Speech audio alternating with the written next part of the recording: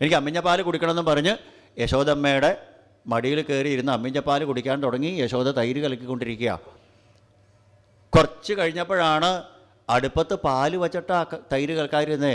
ഭഗവാന്റെ ആ പാട്ടുകൾ പാടിക്കൊണ്ട് ആ ഇരുന്ന സമയത്ത് ഭഗവാന്റെ ലീലകളിൽ മുഴുകിയിരുന്ന യശോദമ്മ ഗോവിന്ദ ഹരി ഗോവിന്ദ കൃഷ്ണ ഗോവിന്ദ ഹരി ഗോപാല കൃഷ്ണ ഗോവിന്ദ ഹരി ഗോവിന്ദ കൃഷ്ണ ഗോവിന്ദ ഹരി ഗോപാല കൃഷ്ണ ഭഗവാന്റെ പാട്ടുകളിനെ പാടിക്കൊണ്ട് തൈര് കളിക്കൊണ്ടിരിക്കുന്ന ഇടയ്ക്ക് ശ്രദ്ധ പോയില്ല. അപ്പോഴാണ് അടുപ്പത്ത് വച്ചേക്കണ പാല് തിളച്ച് അടുപ്പിൽ പോണ ശബ്ദം കേട്ട് ഷീന്ന് ഒച്ച കേട്ടു. അയ്യോ കണ്ണ, ദേ പാല് തിളച്ച് പോണു ഇവിടുന്ന് പറഞ്ഞ് ആ കണ്ണനെ പാല് കുടിച്ച് രസമായിട്ടിരുന്ന ഭഗവാനെ എടുത്ത് താഴെ ഇരുത്തി ദഹനേ പരസ്രുതം ധർത്തുമാശു ജനനീ ജഗാമതേ. അടുപ്പത്ത് തിളച്ചു പോകുന്ന പാല് എടുത്തു വയ്ക്കാനായിട്ട് യശോദമ്മ പോയി. ഭഗവാന് വല്ലാത്ത ദേഷ്യം വന്നു.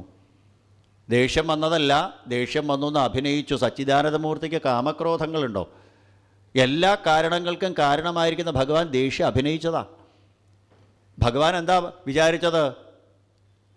സച്ചിദാനന്ദ സ്വരൂപിയായ ത്രൈലോക്യനാഥനായ എന്നെ മടിയിൽ കിട്ടിയിട്ട് ആ എന്നെ അമ്മ മാറ്റി വച്ചിട്ട് മൺകലത്തിനെ തെയ്യ പോയത് ഒരു പ്രാപഞ്ചിക വിഷയത്തിന്. ഇതാ ഭഗവാനെ കൈ കിട്ടിയിട്ടേ നമ്മളാകുന്ന ആൾക്കാർ പോകുന്നത് എങ്ങോട്ടാ? ഭഗവാൻ അനുഗ്രഹിക്കാൻ തയ്യാറായിരിക്കുക. മയാനുകൂലേന നഭസ്വതേരിതം. ഭഗവാൻ പറയണു, അനുഗ്രഹിക്കാൻ തയ്യാറായിട്ട് ഞാൻ ഇരുന്നിട്ടും എൻ്റെ അടുത്തേക്ക് വരാതെ ഹേ കലിയുഗ മനുഷ്യ, നീ പോകുന്നത് പ്രാപഞ്ചിക വിഷയങ്ങളുടെ അടുത്തേക്കല്ലേന്നാ. അതാ ഭഗവാന് ദേഷ്യം വന്നു എന്ന് പറഞ്ഞത്. സച്ചിദാനന്ദ സ്വരൂപിയായിരിക്കുന്ന ഭഗവാനെ കയ്യിൽ കിട്ടി.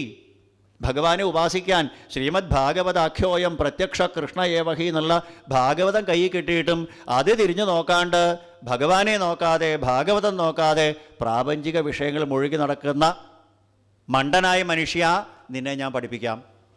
ഇതാ യശോദമ്മ പാലിളക്കാനായിട്ട് പോയ നേരത്തെ അഠേ എന്നൊരൊച്ച കേട്ടു. സാമിപീതരസഭംഗ സംഗത ക്രോധഭാര പരിഭൂത ചേതസ മന്ദദണ്ഡമുപഗൃഹ്യ പാടിതം ഹന്തദേവദതിഭാജനം ത്വയ. ഠേ എന്നൊരൊച്ച കേട്ടു. എന്ത് ശബ്ദം കേട്ടാലും ഈ കള്ളൻ്റെ കുഞ്ഞിക്കൈകൾ അതിൻ്റെ പുറകിലുണ്ട്. പൂതനാമോക്ഷം, തൃണാവർത്തൻ്റെ മോക്ഷം, ശകടാസുരൻ്റെ മോക്ഷം, ഇതൊക്കെ കണ്ടപ്പോൾ മനസ്സിലായി ഇവൻ്റെ കുഞ്ഞിക്കൈ പുറകിൽ. ഗോപന്മാർ ഗോപികമാർ ഓടി ഇങ്ങനെ വന്നു. ഓടി വന്ന നേരത്താണ് കണ്ണനെ കാണാനില്ല. പട്ടേരിപ്പാട് എഴുതിക്ക ത്വദ്യശോ വിസരവൽ. ഗുരുവായൂരപ്പ, അങ്ങയുടെ പ്രശസ്തി പോലെ പരന്നിങ്ങനെ കിടക്കുന്നുണ്ട് തൈർക്കലം തല്ലി പൊളിച്ചിട്ടുണ്ട്. തനിക്ക് ആവശ്യമുള്ളത് ആണ് എടുത്ത ഭഗവാൻ കയ്യിൽ. എന്നിട്ടാ പ്രയോഗം ഉണ്ടായേ. ആ നവനീതം വെണ്ണ കയ്യിലെടുത്തു. എന്നിട്ടാ തൈർക്ക് തല്ലി പൊളിച്ചത്. കണ്ണാന്ന് വിളിച്ചു യശോദ ദേഷ്യം വന്നിട്ട്. ഗോപികമാരും ഗോപന്മാരും ഓടി വന്നു. എന്താ യശോദയുണ്ടായേ? എന്താ യശോദയുടെ യോഗം ചോദിച്ചു. എന്താന്ന് കണ്ടില്ലേ? എൻ്റെ തൈർക്കലം തല്ലിപ്പൊളിച്ചു, എൻ്റെ തൈര് മുഴുവൻ കളഞ്ഞു, ആ വെണ്ണയും എടുത്തുകൊണ്ട് പോയി. അവർ അസ്സലായേ ഉള്ളൂ. ഞങ്ങൾ പറയാറില്ലേ എല്ലാ ദിവസവും ഞങ്ങളുടെ കാലം തല്ലിപ്പൊളിച്ചു, പാലും മോഷ്ടിച്ചു, വെണ്ണ കെട്ട് തിന്ന്. യശോദയ്ക്ക് വിശ്വാസമായില്ലല്ലോ. ഇപ്പം അവനവൻ്റെ തൈർക്കലം തല്ലിപ്പൊളിച്ചപ്പോൾ വിശ്വാസമായില്ലേ? അസ്സലായേ ഉള്ളൂ. കണ്ണാന്ന് വിളിച്ചു. മിണ്ടാൻ പറ്റുമോ? വായിൽ മുഴുവൻ കുത്തി നിറച്ചേക്കുക. അപ്പോഴാണ് കണ്ണൻ എവിടെയാണെന്ന് അറിയാനായിട്ട് യശോദമ്മയ്ക്ക് പ്രയാസമൊന്നും ഉണ്ടായില്ല. തൈരിങ്ങനെ പരന്ന് കിടക്കല്ലേ, ആ തൈരിൽ മുങ്ങിയ കാലിങ്ങനെ പോയത് കാണാം, ഫുട് പ്രിൻറ്റ്സ് കാണാം. സാധാരണ ചില സപ്താഹവേദികളിൽ കൃഷ്ണാവതാരത്തിൻ്റെ സമയത്ത് ഭഗവാന്റെ പാദമുദ്ര അരിമാവ് കൊണ്ട് വരയ്ക്കാറുണ്ട് ചില സജ്ജനങ്ങൾ, ഭഗവാൻ വേദിയിലേക്ക് വരുന്നത് പോലെ. ഇതുപോലെ ഫുട് പ്രിൻറ്റ്സ് കാണാം. യശോദ ഫുട് പ്രിൻറ്റ്സ് നോക്കി പോയ സമയത്ത് എവിടെയാ? വലിയൊരു ഉരലിൻ്റെ മുകളിലാണ്. അതിൻ്റെ മുകളിൽ കയറി ഇരിക്കുക. ആ പൊത്തിൽ വെണ്ണ വച്ചിട്ടുണ്ട്, വായിൽ കുത്തി നിറച്ചിട്ടുണ്ട്, രണ്ട് കയ്യിലുണ്ട്. തൻ്റെ നിവേദ്യം കാക്കയ്ക്ക്, പൂച്ചയ്ക്ക്, അണ്ണാന്, കുരങ്ങനൊക്കെ കൊടുക്കുക. ഇത് കണ്ടപ്പോൾ യശോദമ്മയ്ക്ക് വന്ന ദേഷ്യമുണ്ടല്ലോ. ഇതിനാണോ കണ്ണ? ആ ഗോപികന്മാർ പറഞ്ഞു അസ്സലായേ ഉള്ളൂ. ഞങ്ങൾ പറയുമ്പോൾ വിശ്വാസമായില്ലല്ലോ. കാക്കയ്ക്ക്, പൂച്ചയ്ക്ക്, അണ്ണാനും കൊടുക്കാനും വേണ്ടിയിട്ടാണോ? ഇവർ വേണമെങ്കിൽ തിന്ന, വേണ്ടെങ്കിൽ അവിടെ വച്ചാൽ പോരെ. അസ്സലായേ ഉള്ളൂ. ഗോപികമാർ ആ എരിപിരി കയറ്റാൻ തുടങ്ങി യശോദമ്മയെ. യശോദമ്മ ഓടി അങ്ങോട്ട് വന്നു. ഭഗവാൻ താഴെ അങ്ങോട്ട് ഇറങ്ങി. അപസസാര ഭീതവൽ. ഭീതവൽ എന്നാ ഉപയോഗിച്ചിരിക്കുന്ന വാക്ക്, പേടിച്ചവനെ പോലേന്ന്. താഴെ അങ്ങോട്ട് ഇറങ്ങി ആ ഉരലിച്ച് ഓടാൻ തുടങ്ങി. കൊച്ചുകുട്ടിയുടെ പുറകെ ഓടാൻ തടിയുള്ള യശോദയ്ക്ക് പറ്റുമോ? 3 റൗണ്ട് ഓടിക്കഴിഞ്ഞപ്പോൾ യശോദ അവിടെ നിന്നു. 4ാമത്തെ റൗണ്ട് ഭഗവാൻ ഓടി വന്നപ്പോൾ കൈമ കയറി പിടിച്ചു. വേദവ്യാസ മഹർഷി പറയാ, ഗോപ്യന്നോധാവൻ നയമാപയോഗിനാം ക്ഷമം പ്രവേഷ്ടും തപസേരിതം മന. സർവസംഘപരിത്യാഗികളായിരിക്കുന്ന മഹർഷീശ്വരന്മാർ 10,000 സംവത്സരം തപസ് ചെയ്തിട്ടും കണ്ടെത്താൻ പറ്റാത്തതായിട്ടുള്ള ആ ബ്രഹ്മാണ്ടത്തിനെ, പരബ്രഹ്മസ്വരൂപിയെ ആ യശോദ അനായാസമായിട്ട് അങ്ങോട്ട് കയറി പിടിച്ചു. സുഹൃതനിധി യശോദാപദം കൈതൊഴുന്നേൻ.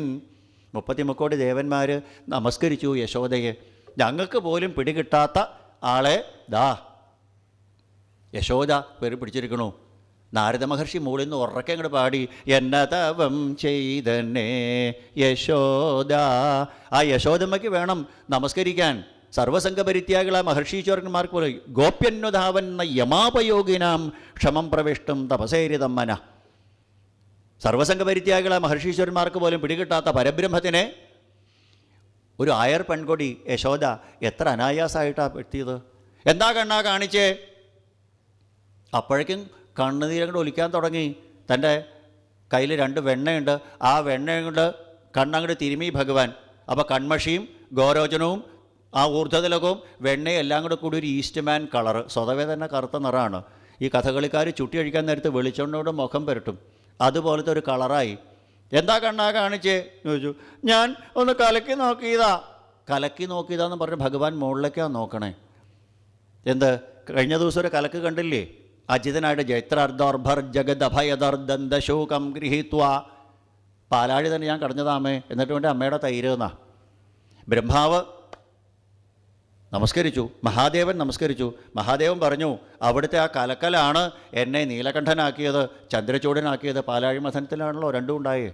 ബ്രഹ്മാവ് പറഞ്ഞു, ഭഗവാനെ അങ്ങയുടെ അഭിനയം തന്നെ കലക്കി. ഇതിലും വലിയ അഭിനേതാവ് ലോകത്താരുമില്ല. എന്താ കണ്ണാ കാണിക്കണേ? എന്ത് കലക്കണേ? ഇവിടെ വാ എന്ന് പറഞ്ഞ് അപ്പോഴേക്കും കണ്ണീന്ന് കുടുകുടാന്ന് വെള്ളം വരാൻ തുടങ്ങി. ഭഗവാന്റെ പേടിച്ചേരുന്ന മുഖം കണ്ടപ്പോൾ യശോദ വിചാരിച്ചു, ഇനി എൻ്റെ പേടി കണ്ടിട്ട് കണ്ണന്, എൻ്റെ ദേഷ്യം കണ്ടിട്ട് കണ്ണന് പേടി വരണ്ട.